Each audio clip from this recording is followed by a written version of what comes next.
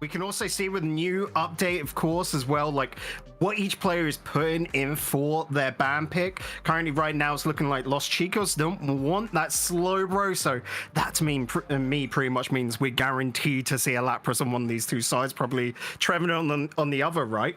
On the opposite end, though, Glaceon looking to win it on out, and Glaceon as well has seen like a little bit of a minor buff you could see. In ranked, Glaceon is running rampant right now, isn't it? Oh yes, absolutely. And I also just want to point out the two Crustle bands there. That was a little funny. Yeah, I would be shocked to see a Crustle ban, but that was really cute what the other two teammates were trying to do there. But yeah, we will probably see quite a few Glaceon bans. Again, I know I mentioned the Lapras ban, but since I don't know, since it's not banned, maybe it'll get picked up here. We are seeing GCCZZ picking up the Trevenant for their defender, and there we go. We have Alex hovering over that Lapras, and it's selected. Let's go. Yeah. Ushfu as well, another really powerful choice. One thing we overlooked actually was look of Fable is now back on the table, and when you've got what I call, bull comps, right, where you're looking to huddle up together and be really close, the Moonlight healing that you get from Clefable is probably the strongest healing in the game at the moment, so that's not a bad pick there though. But Greninja this early, normally that's a last pick. Yes, really shocked to see a Greninja being played there. But the Mew, I think that's going to be a very strong pick. And I know we mentioned the Ninetales a little bit earlier, and we actually might get to see it picked up here. Hoopa, excellent support option there. Wow, this is gonna be a really epic match. But Los Chicos with the Chandelure, the Urshifu, and the Lapras. This is, oh my goodness, that team is going to be very difficult to deal with. They're going to have a ton of damage. They got the Ninetales for the CC as well as Lapras too. That's going to be a very tanky team to have to deal with. But GCCZZ having that Clefable and the Trevenant for their front line, Clefable with the AoE heals, that's going to be huge for them. Yeah, and Serena on top, right? This is what I was talking about, the niche pick. Serena right now feels almost like you're throwing. It feels so harsh to say, but there are, when we're seeing Machamp, Garchomp, all these other all-rounders that are getting brawly, Serena is often overlooked because it's a little bit too much of a glass cannon for that kind of role. But to see them pull this one out, I'm intrigued because they might have found some new strat to bring them back into play. Yeah, we've seen Serena fall off quite a bit. So yeah, hopefully we'll get to see a really good Serena in action. Maybe, like you said, maybe they have some strat. Maybe they have something up their sleeves that they are going to bring to this match. I would really love to see this team conquer this game with that Serena, because Serena has not been getting a lot of love right now. I think it's been mainly the Urshifu as the top all-rounder. I know you mentioned the Machamp, Garchomp. Yeah, definitely a lot of other better options for all-rounders, so it's really interesting to see the Serena. But we mentioned earlier that this is kind of the meta for there is a meta, but then there's also a lot of teams that are playing a lot of unique picks that are very unique to them. They just play it so well. It's one of their best Pokemon, their mains, their favorite Pokemon, and they play it differently compared to how we would normally see it, and so they're able to get away with those kind of picks. So maybe that's what we're seeing here. Well, and when we're talking about, a bull comp, right? You throw in, for me, I'm looking towards maybe the Stomp Serena, and that could be quite strong there if you're trying to get people huddled up together. But as we get underway, already 30 seconds on into it, seeing our first fight, that Lapras paired with the A9, perhaps with the bubble beam, being able to stop them in their tracks and then throw out the one-shot combo, that's powerful. Oh yes, this lane is gonna have so much CC between the Lapras and the Ninetales. The Trevenant there is gonna have to get their level 5, get their Woodhammer, get their Horn Leech, if that is the build that they're gonna go, in order to try to match that CC in that bottom lane there. And of course, we already have that Urshifu down there too, with their teammates. That's gonna be such a strong lane here. But here we go, trying to fight over the Swablues here in the central top lane. And of course, GCCZZ is going to pressure this top tier 1, but Los Chicos might be able to get a KO on this Clefable if they don't get away in time. But of course, those AoE heals unfortunately was not enough to protect their little Froakie there. But nonetheless, the Clefable gets out alongside the Serena, so they're safe, not going to give over any unneeded XP. The Froakie will now make their way back into the jungle, try and level up, get to that Greninja. This is a powerful attack from the Urshifu. Takes down the Trevenant. Well, gotta be a little bit careful. Falling off, you can see the XP here for Urshifu is the focus. The central birds have spawned, and what Los Chicos are doing right now is making sure to keep an eye on the macro game. Don't tunnel vision on the PvP this early.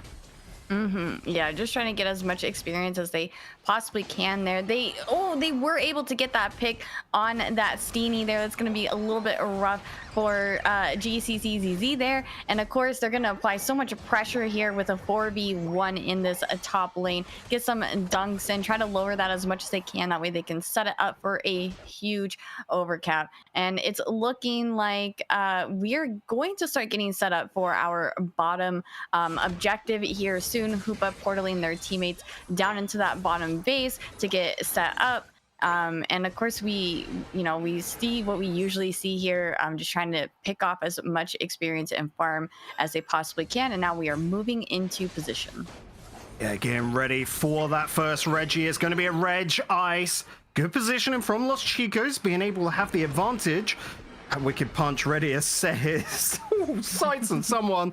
The Hooper getting the rest of the team out of bounds. Just make sure to heal them up. Whilst that was going on, the Chandelure just ripped down the Reg Ice, melted it away. The Clefable was removed, and now the snowball effect locked down by the Chandelure as well. And Los Chicos made that look so easy. A teeny tiny little bit of an overdunk. What is it? About 31 points, and they're not done. Pushing on to the follow-up, the tier 2, 16 from the Urshifu thrown on in. I don't know who else scored in there, but this is madness right now. Los Chicos are absolutely going rampant. Yeah, they are taking advantage of this lead that they have here, trying to absorb as much experience as they can. I mean, look at these levels. You got the Urshifu and the Chandelure already a level 10, getting up to their level 11. You're just missing the Hoopa and Lapras at their level 9. But other than that, Los Chicos UwU is doing such a great job here with this lead, trying to take advantage of whatever they can on this map here, because they have such a huge lead. They're able to play the map how they want, where they want. And here we have a huge brawl, almost getting the Serena caught out there, but they were able to get away. And yeah, this is looking really good for Los Chicos UwU. I have just got in my ear that they're on the wrong side. Hey, that's on players. You know, you should be on the right side of the lobby, but that's fine. So that means that GCCZZ, our sort of like surprise team, you could argue, are the ones that are absolutely going ham right now. Lapras going to be able to TP on out via the Hooper portal. Look at that. They just run on, get healed up, reset the fight. Hooper is madness right now. It's not necessarily doing the healing itself, but it enables healing by going back to base. And it's not just one Pokemon that you're healing up right now. You can do it to the whole team if everyone gets in, of course. I was talking about Clefable being the strongest heals, but I mean, Hooper gives them a run for their money.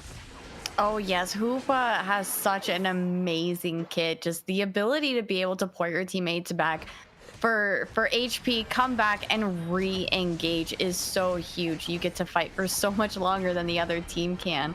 It's definitely a really nice emergency switch. Get them back for full HP and come back to re-engage. And wow, lots of picks going down here on both teams. 3 members down for each team here. Almost a team wipe from Los Chicos EVs on GCC. And of course, there is an objective down here, a Regirock rather. So this is going to be really huge for Los Chicos UwU. They really need to find a footing into this game and try to catch up with those levels.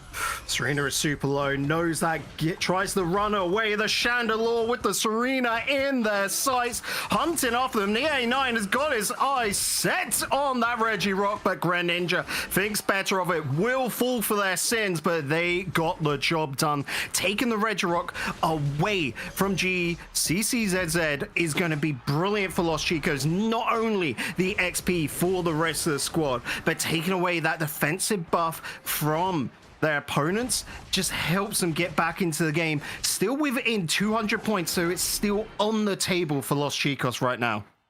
Yeah, it's still on the table for Los Chicos. There is an Alecki up in the top lane. I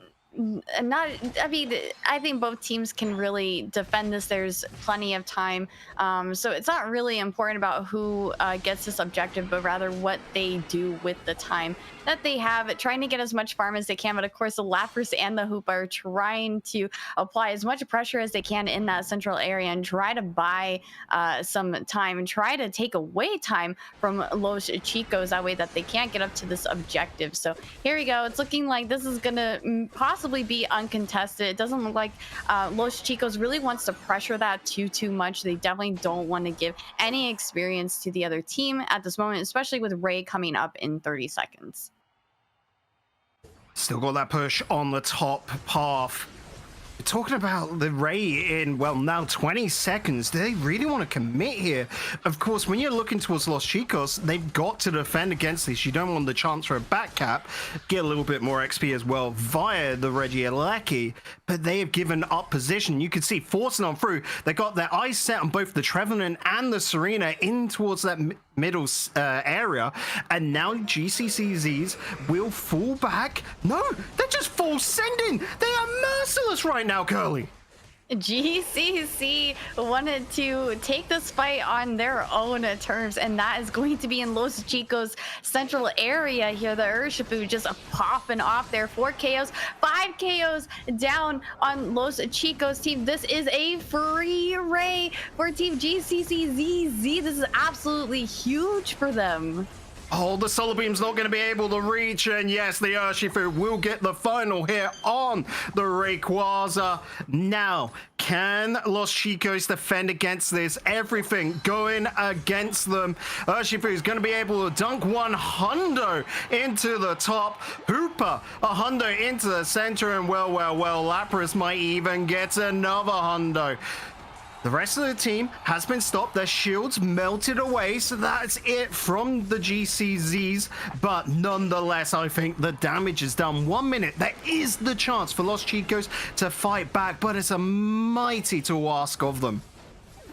Yeah, there is not much that Los Chicos UwU can do in this situation. It's definitely looking like GCZs is going to take this win with a score of 607 points so far, but they are not stopping Urshifu with the 40 dunk there, and there we go. There is the surrender.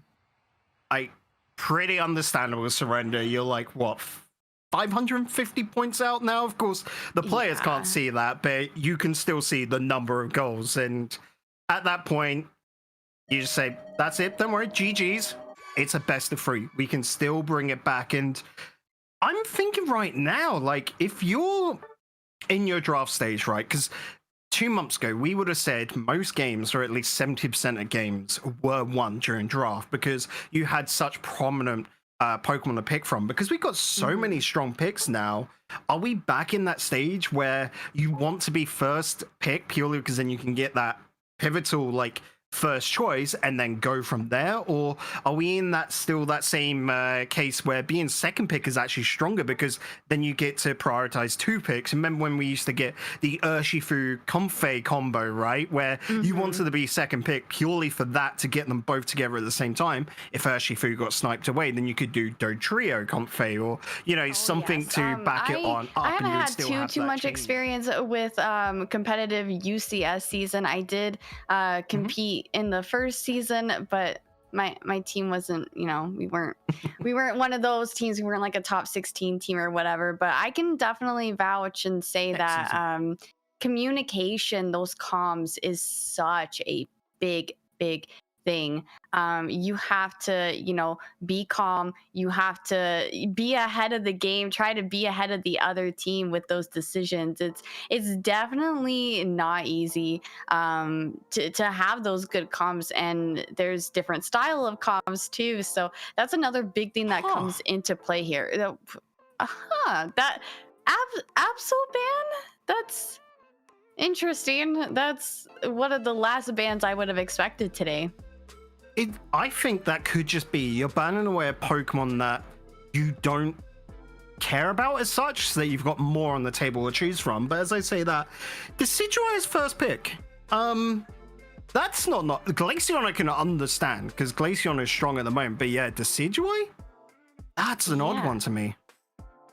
Yeah, that is a really interesting first pick for them. The Slowbro pick, smart. And here we are seeing Los Chicos UwU picking up that Urshifu. I mentioned that, if they wanted to have a better shot at taking down GCZ this game, they need to either take away picks from them or just pick stronger picks. So having them take that Urshifu and also picking up the Glaceon too, I think is going to be really huge for them. I look over towards GCZ's. I'm so happy. Both a Sableye and a Leafeon. Sableye is one you forget about in the supporter role, right? Because it's been so long since we last saw them. But Sableye is so fun and kind of requires a very unique team play in a similar sense to how you play Greedent, But Sableye is more, you're trying to annoy rather than tank damage. But on the opposite side, we're seeing that double commit onto Serena. Again, like we're saying, this is a niche pick, a favorable pick. But that team comp for Los Chicos now is so much better, just well-rounded. Yes, hopefully the Serena will be able to do a little bit better this time around. I definitely think this is a significantly better, well-rounded team. I think the Urshifu and the Chandelure are going to do so much damage. Hopefully the Urshifu and Serena will be a strong enough front line for Los Chicos. But GCZ's team is looking really fun. That Sableye and Leafeon. I am so excited to see Leafeon in competitive play. Right. Thinking as well, Los Chicos were able to steal the Urshifu. We talked about that, right? So clearly they've identified that same issue. Again, we can still ask, is it going to be the War Bear? Is it going to be the Dark Bear? I'm looking at this team, and I honestly think the Water Bear is going to be vital, because you need to get rid of the Decidueye. The Decidueye from range is going to not only hurt, of course, Oblivion, who's taken the Eldegoss, but can really do counter damage towards that Chandelure and the Glaceon, who are going to be two vital picks for the Decidueye, because it just outranges those two and they deal so much damage themselves. Yeah, I think it's going to be really important for the Urshifu and the Serena on Los Chicos team to really prioritize jumping onto that Decidueye. Those are going to be the two Pokemon that are, in my opinion, more capable at diving than the other Pokemon on their team. Definitely don't want Glaceon to do the diving, that's for sure. So you want the Chandelure, you want the Glaceon, and the LD to be able to do that backline damage. You saying that you don't want the Glaceon to be diving like that, that hits me so hard, because Glaceon does so much damage that when you're playing them, you can overextend a little bit, can't you? It just feels so instinctive because you're doing so much damage. But talking about doing damage, great dodges. Yeah, that was amazing. And I'm so excited to watch this Leafeon at play. Oh my gosh, they were almost able to take out the little I don't even know what the first evolution for Serena is even called, the little plum looking thing. Steenie? No. Oh Is my... it Steenie? I thought that was the mid stage. I think Steenie's mid stage. Yeah, right. I don't remember. I've got UniteDB, like Bounce Suite. There we go. Bound Sweet, right. And I didn't even notice that they had a Lucario too. This kind of takes me back to UCS season 1, where we saw so much Lucario, and I've been noticing it kind of creep into the meta again. So that's really exciting to see a Lucario at play here as well. Well, that then comes down into, like we were saying earlier, the niche picks at the moment, right? Lucario's got great mobility, and it does rely upon the Bone Rush build. I wonder if it'll be, I haven't seen yet actually, if it's going to be Extreme Speed or Power Up Punch. I'm assuming Power Up Punch. Bird's mainly going to the side of Los Chicos here, who have had a brilliant little bounce back. Of course, score going in favor of GCZs, but they've, like, no. Oh, that is a 4KO. Was that all on the Leafeon? Yeah. Okay, no, the Decidueye did get one of the kills, but oh my goodness, this Leafeon is just popping off. I can't believe they were able to get a 4KO already, and the Sableye and the Lucario in the central area of Los Chicos area of the map here. That is just extremely annoying to deal with, that's for sure. Jungle invading is very difficult to manage. There is so much pressure happening here between these two teams. Yeah, that for me was just, it's the over leveling of the Decidueye and Leafeon. Leafeon's already at 9, folks. Of course, has been removed from game, so I didn't get quite see who picked it up. There is a nice little KO coming on out from the Slowbro on that top path. Going to be able to get a lot of XP back now that, well, it's just all theirs. GCCs looking to take down the Registeel, but look who's turning on up. It's the Glaceon. They've got to be careful. Looking to just come in, drop so much damage down, but the Leafeon just slaps it away. The disrespect from the Leafeon there. It was like it was nothing to that Leafeon. Amazing KO, and also great secure from the Decidueye on that Reggie in the bot lane. It was a Registeel, so that's going to be huge buffs for them. Lucario and Sableye both trying to pressure this bottom tier 2 here. Trying. I don't think they're trying to score. They're just trying to, I think, buy time, just kind of distract them, throw them off a little bit, as the rest of their teammates make their way up to the top lane for the Regieleki. GCZ's already positioned. Do they know it? No, spending a bit of time with the birds. They might have just missed the opportunity to rip it, saying that the Decidueye's got some great rip. Might be able to finish this off now with the Spirit Shackle. And yes, Los Chicos were late to the party. The pop has already gone off. Confetti has already fallen to the floor, and they have been left to clean it all up. GCZ's absolutely grinning at this one. And they're looking to apply some pressure here, try to get some picks, and they do indeed get picks on all 3 of 4 KOs on the side of Los Chicos, and now they're going to be able to apply so much pressure, take out that top tier 2. That is not good for Los Chicos here. They are going to have to answer to the next Regieleki. It doesn't matter what happens, because they don't want an Aleki going towards their main base here, but we are getting set up for a bottom Reggie here. Not sure what is going to spawn, but GCZ is just, they're super healthy here. Their tier 1s are still up. GCZ's, and I'm looking towards Leafeon again, looks almost like a Diazation, you know, or if you're from EUzation Light. But that comes down to a 3 level advantage. And Unite, that is massive.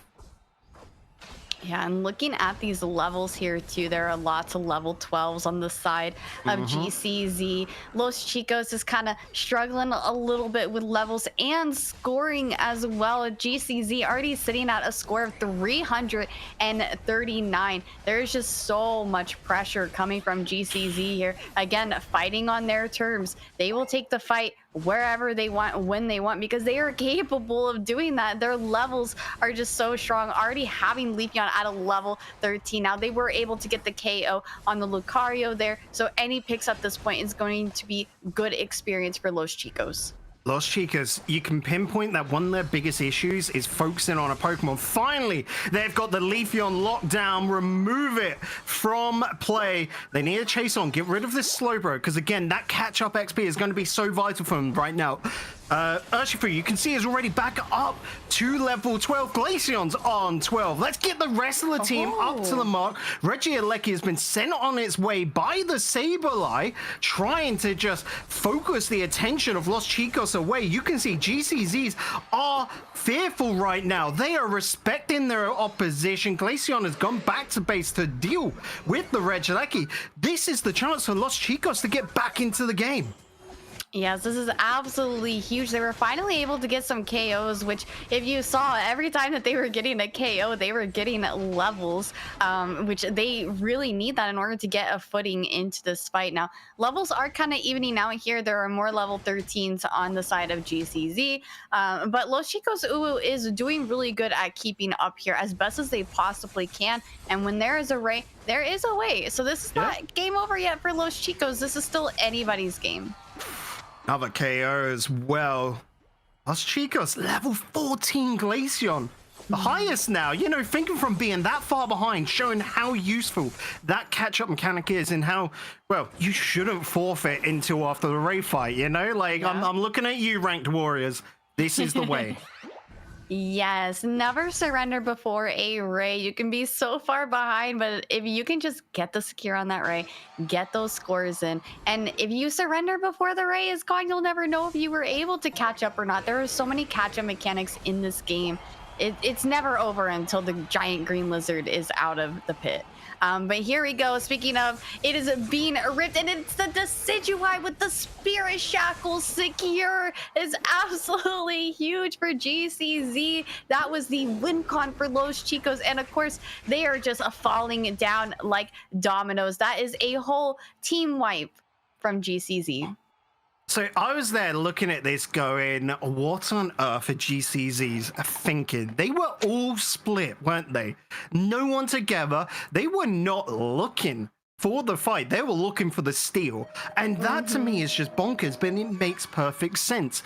They knew that they would have a chance for two of their players to be able to at least attempt the steal. The other two were probably going to be found, but that does not matter. They were stacking the deck as much as possible in their favor, considering their positionings. Consider there was a Leafeon already KO'd, and they already had goals, so they were thinking, we can lose a tier 1 or 2 goal and then still be able to have a rebuttal, defend it from there. So just the mental game coming on out from GCZs is so impressive, and I think everyone's going to be looking at this and going, yeah, they're the team that you want to see push on to the semi-final. And well, when we look at first seed is Team Flight.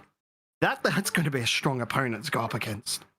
Oh, yes, definitely. And looking at these stats here is the Decidueye with the most damage. And of course, Leafeon not too far behind. That Leafeon was also putting in work too. But man, that Decidueye made that secure look so easy. The patience just waiting for that opportune moment to strike it with the Spirit Shackle.